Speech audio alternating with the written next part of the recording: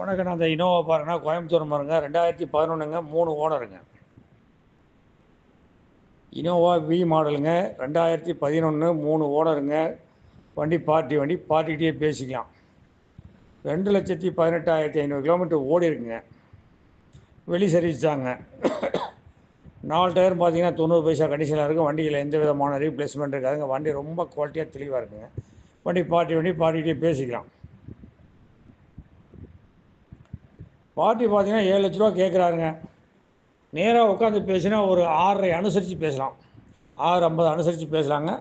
அது கீழே தர மாட்டாருங்க. ஏன் தேவைப்பட்ட ஐடியா இருந்தால் கூப்பிடுங்கண்ணா. 6.50 அனுசரித்து எடுத்து தரேன். தேவைப்பட்ட ஐடியா இருந்தால் கூப்பிடுங்கண்ணா.